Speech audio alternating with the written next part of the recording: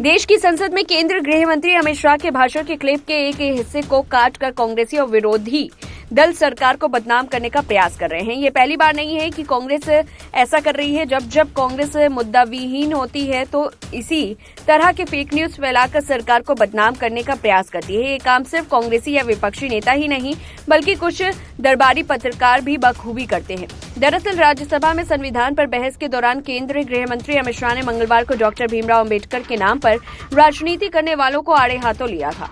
अपने लगभग 90 मिनट के स्पीच में अमित शाह ने कांग्रेस और उसके नेताओं को अंबेडकर के साथ पंडित जवाहरलाल नेहरू एवं कांग्रेस द्वारा की गई हरकतों को देश के सामने रखा था। इसके बाद कांग्रेस चिढ़ गई।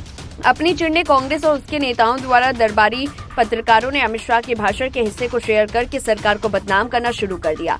कांग्रेस ने एक्स अपने सोशल मीडिया पोस्ट में लिखा, अभी एक फैशन हो गया है अंबेडकर अंबेडकर अंबेडकर, इतना नाम और अगर भगवान का लेते तो 7 जन्मों तक स्वर्ग ही मिल जाता। अमित शाह ने बेहद घृणित बात की है। कांग्रेस ने अपनी पोस्ट में आगे लिखा, इस बात से जाहिर होता है कि बीजेपी और आरएसएस के नेताओं के मन में बाबा साहेब अंबेडकर जी को लेकर बहुत नफरत है। नफरत ऐसी कि उनके नाम तक से इनको चिढ़ है।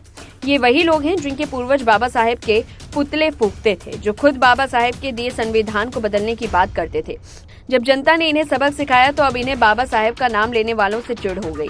शर्मनाक। अमित शाह को इसके लिए देश से माफी मांगनी चाहिए। यही बात कांग्रेस के नेता जयराम और सुप्रिया श्रीनेत सहित तमाम नेताओं ने अपने सोशल मीडिया पोस्ट में शेयर की। इन नेताओं ने सिर्फ अमित शाह को ही नहीं बल्कि बाबा साहेब के नाम पर भाजपा और आरएसएस को भी बदनाम करने की कोशिश की। रणविजय सिंह, ममता त्रिपाठी आदि कई कथित पत्रकारों ने भी अमित शाह के भाषण के आधे अधूरे क्लिप को वायरल किया।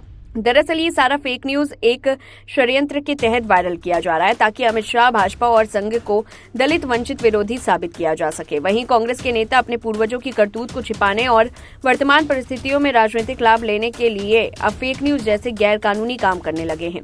अमित शाह के भाषण के जिस हिस्से को विरोधी द्वारा साझा किया जा रहा है वह सही, लेकिन इसका संदर्भ क्या है उसे विरोधी छिपा गए। इससे अमित शाह का बयान एक तरफा दिखने लगा, जबकि हकीकत इसके विपरीत है। अमित शाह ने अंबेडकर के साथ कांग्रेस के नेताओं के दुर्व्यवहार को उन्होंने उजागर किया था।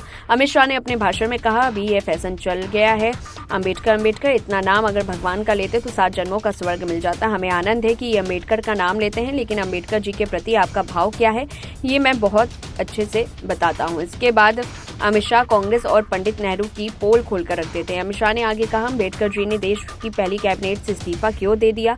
अंबेडकर जी ने कई बार कहा कि अनुसूचित जाति एवं जनजातियों के साथ हुए व्यवहार से मैं असंतुष्ट हूँ।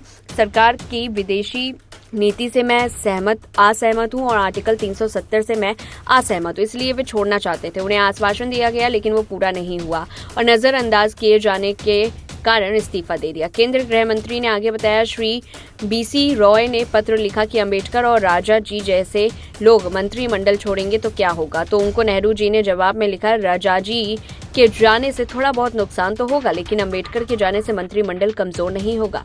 अमित शाह ने आगे कहा कि कांग्रेस जिसका विरोध करती रही है उसका वोट के लिए नाम लेना कितना उचित है। अंबेडकर जी मानने वाले पर्याप्त संख्या में आ गए हैं, इसलिए आप अंबेडकर अंबेडकर कर रहे हो।